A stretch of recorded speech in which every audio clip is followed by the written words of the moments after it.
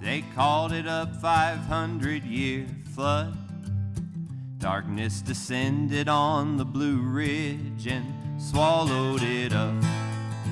I thought the devil dealt with only fire and flame, till I saw Satan surfing in from hell on a hurricane.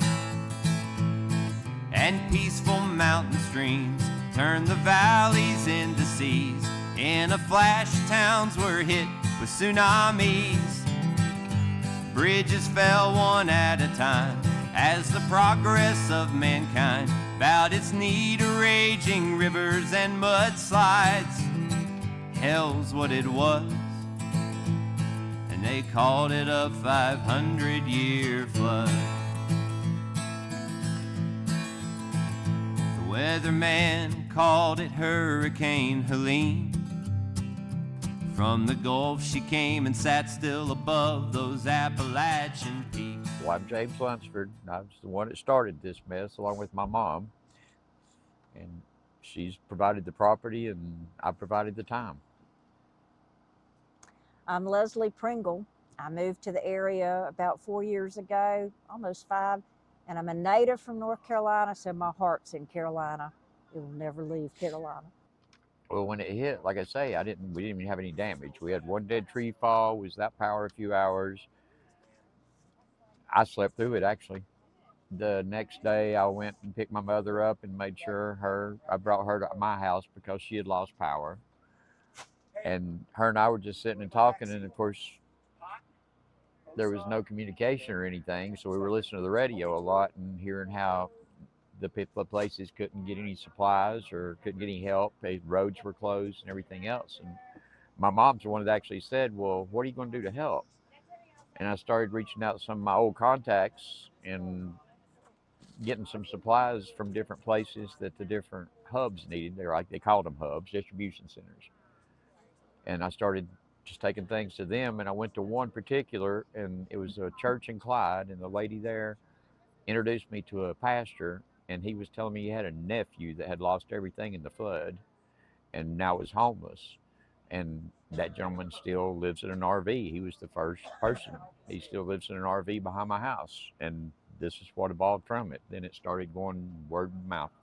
I was getting called by the different churches, the different rescue groups, Buncombe County DSS, everything. And they were just sending me people. I had a lot of damage. The flood took out my backyard. It was $100,000 worth of damage, and it came within 2 feet of our garage, which we were not anticipating that was going to happen. The house had been there for many years, and there'd never been any problems. So that started me along the path to find out what kind of help there was. Being introduced to James and using my network to try to get the things we needed here, it just kind of evolved for me. And I was ready for a new purpose. I'm retired. I've done a lot of wonderful things in life, and I was kind of ready to give it back. So that brought me to the site, and every day something transpires that is miraculous. People just kind of show up when you need them. I'm very blessed. I have a vast international network of friends. All I had to do was call them. To get things moving. Fortunately, in my life, I have been part of a lot of different organizations. My career helped, even going back to the kids I went to high school with 50 some years ago. I reached out to every single one of them, and it was amazing the response to get things going. And I think we've done a remarkable job of trying to meet the needs of the residents that we have here.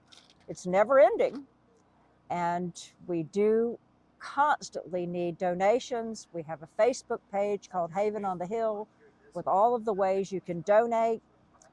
We're not as much in need of clothing at this point. We probably will need some more in the spring, but right now we need nothing.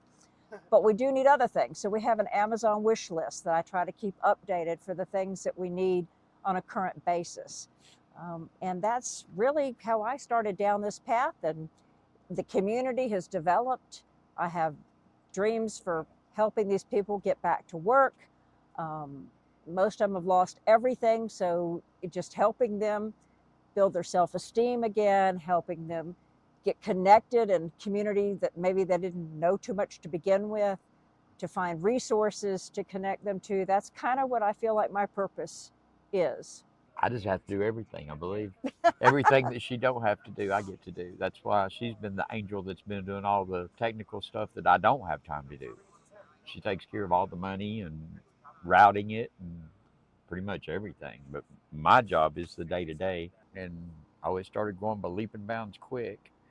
And of course, you have all kinds of county regulations and everything else. And I knew there wasn't time for any of that. So I basically set it up to where it didn't have to fall under any of the county regulations. I said, I'd rather ask for forgiveness later than ask for permission now.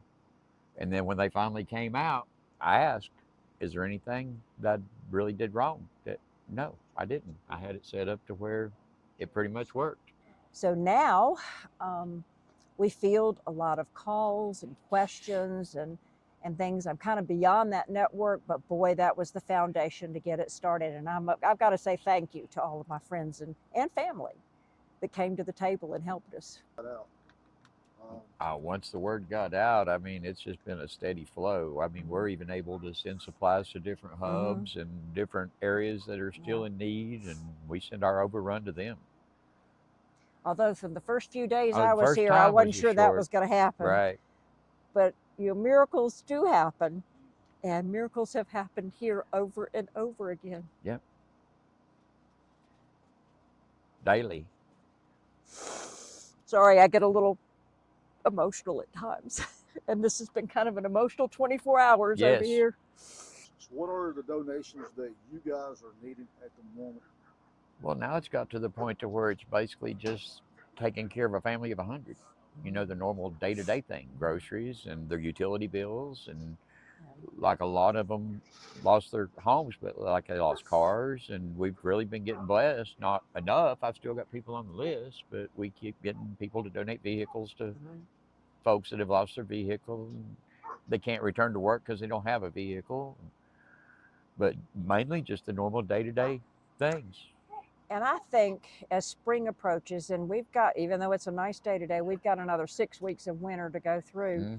But as soon as spring approaches, we are going to need another clothing drive, because we've got everybody clothed in winter clothes, but we have nothing yet for the spring. But I'm not ready for that yet. I need to wait, get through what we've got, and be able to store things and get set up so that the folks can take care of themselves.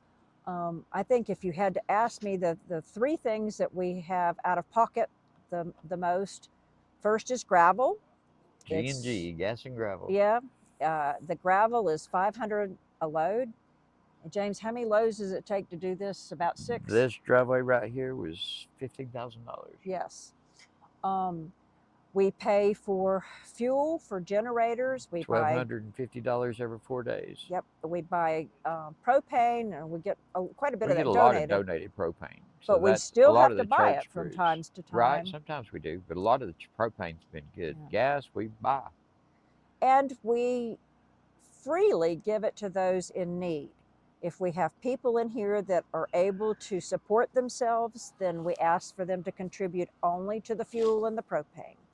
Rent is absolutely free.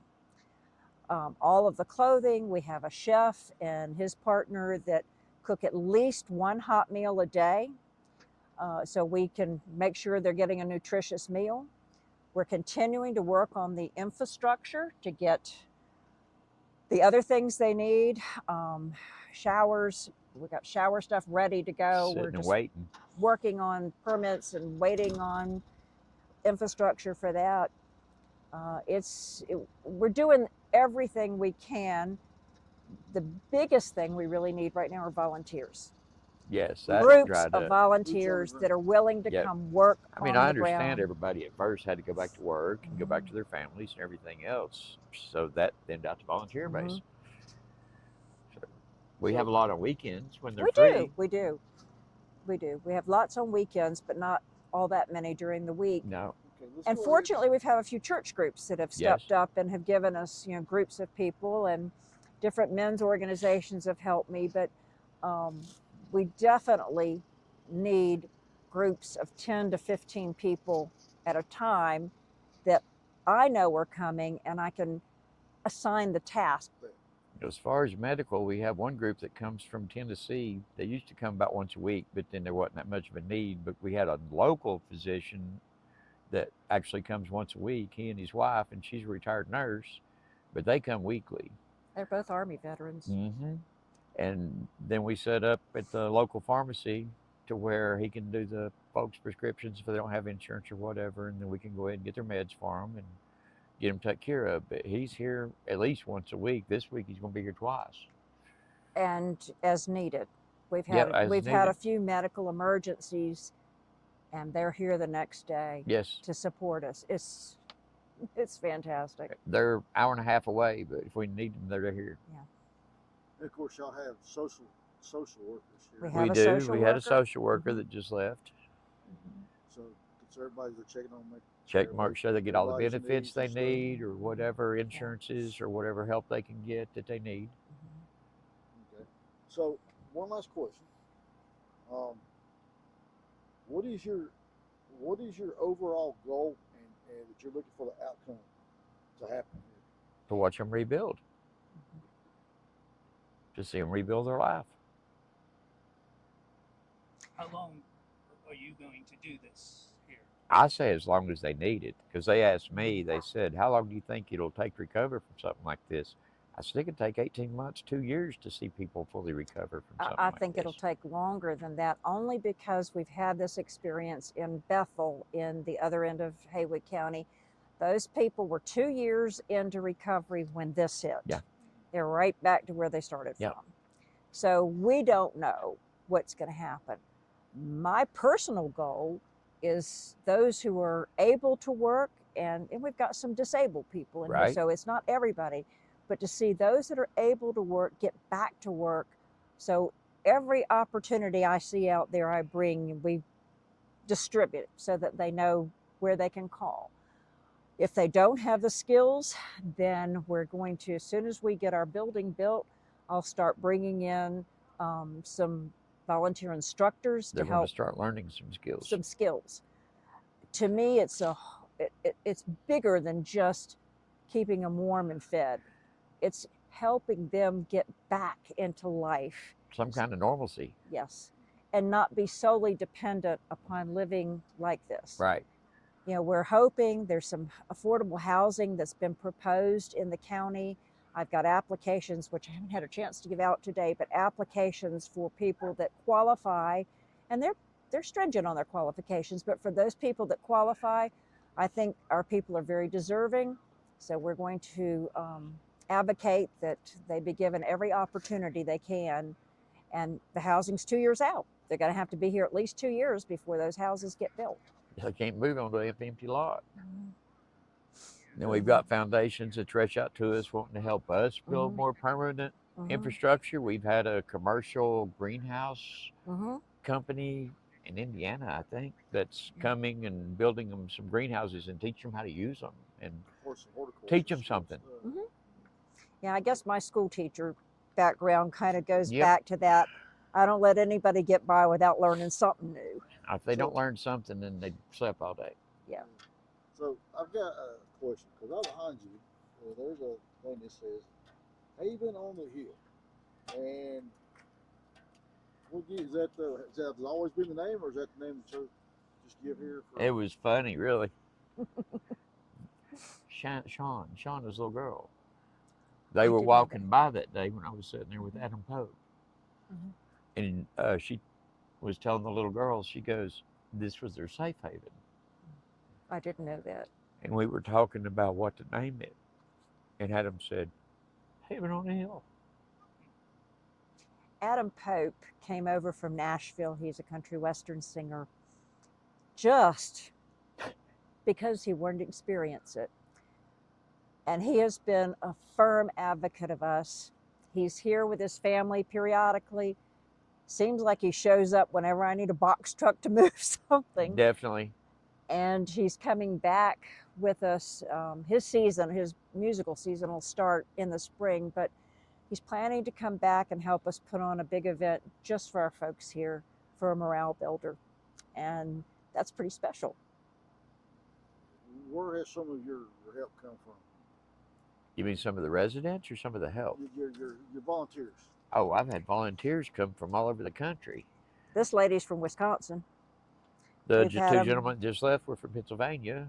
We've had them from the Upper Peninsula of Michigan.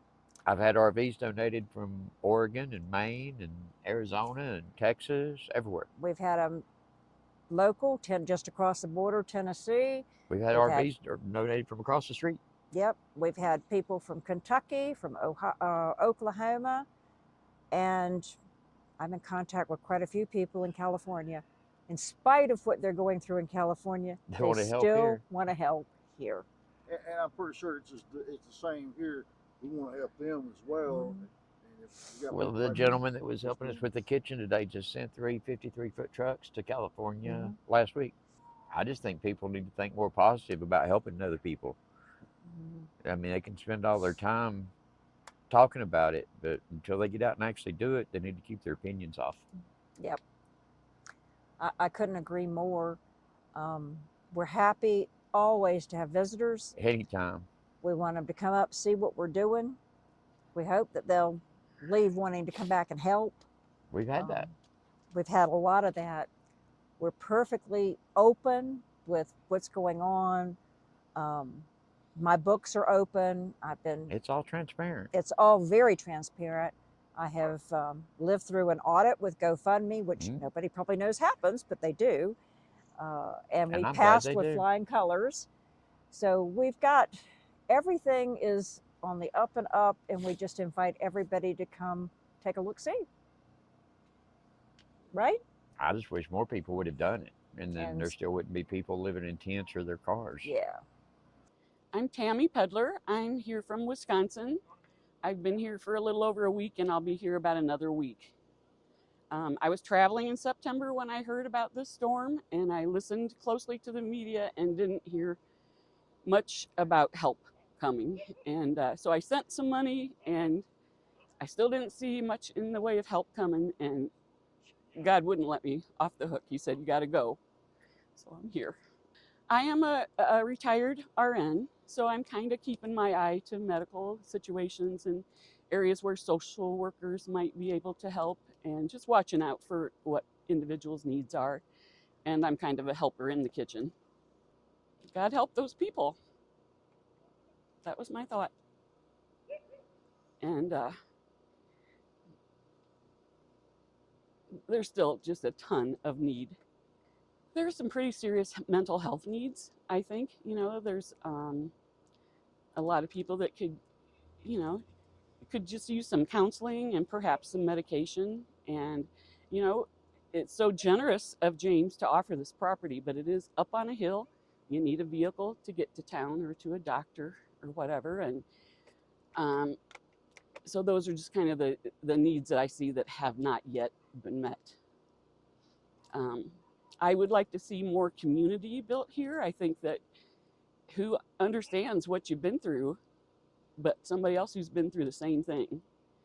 But I think the people are pretty still in a little bit of shock and just trying to regroup. And I'd like to see the community grow.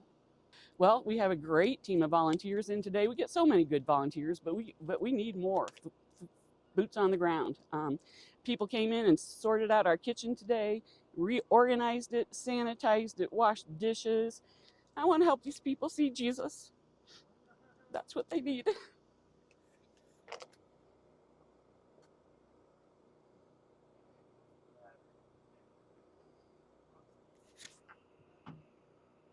So I think I'm focusing on little things. I've been trying to help get people clothes. There was a lady that had been here in flip-flops in the low 20 degrees since she got here. We got her some shoes. We got another gentleman some new clothing that he needed. I spent a lot of time just walking around and talking to people about their experience and try to help them process. We're grateful for all the help, but it's going to be a long time before these people are back in a normal life. So don't forget the flood victims.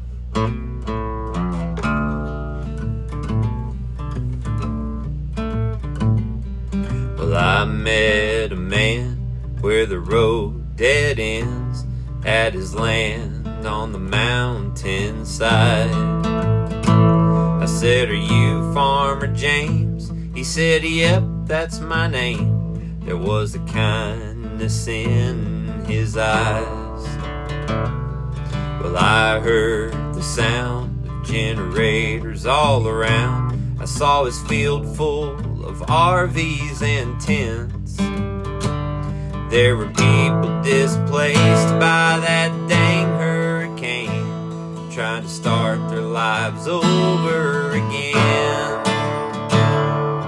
Just west of Waynesville, way up the mountain, I met an Appalachian angel, cigarette in his hand. He's building God's kingdom right there in his field, helping people find refuge at his haven on the hill. He said, "Watch out for the mud, yeah, you might get stuck if you don't have a four-wheel drive. And if you want to help too, well, there's plenty to do, long as you have the right heart and mind. Now don't bring them your junk." He looked at me and said, "Son, they need a hand up and not a hand out." He said, "As you can see, God's been so good to me, and I'm just trying to pass it on down." Just west of Waynesville, way up the mountain, I met an Appalachian angel, cigarette between his lips.